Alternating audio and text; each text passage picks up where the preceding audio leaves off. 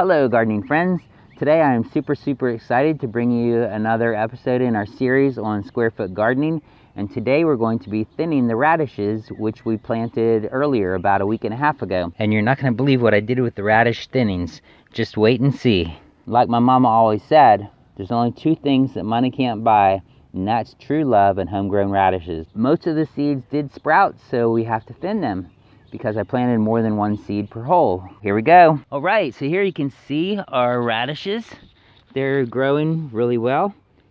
And as you can see, there's more than one radish per hole.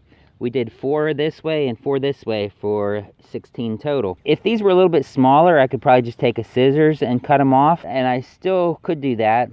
And usually you want to leave the biggest plant, the most healthy looking plant you want to leave. And these radishes are already starting to put out some bulbs. So I'm just going to put my finger down there and real carefully pull out the plant that I don't want to leave. So look at that nice little plant. It's already starting to form a radish. So like I said, radishes do really grow quick. But I'm going to go ahead and rinse these off because I got some dirt on them. Rinse them off and have a nice little snack here. Again, I'm going to push down on the one I want to keep and pull out the other one. All right, aren't those looking nice? Should have done this actually a few days ago so that I didn't disturb the roots as much. That one doesn't have quite as much of a bulb starting. I had quite a good germination rate. I put 2 or 3 seeds in each square, and I only have one square here that didn't have either of the 2 or 3 come up.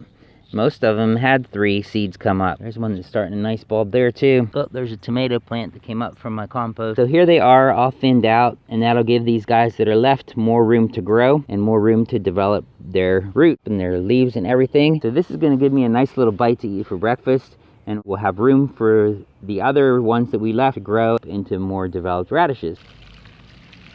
Okay, so here's what we got out of the thinnings. These are going to be nice and tender. Yeah, they're really good. And like I said, you can eat the leaves as well as the roots. They're pretty spicy. They're a little spicier than I thought they would be for being so young. So that's just a foretaste of the roots that are going to develop. Stay tuned.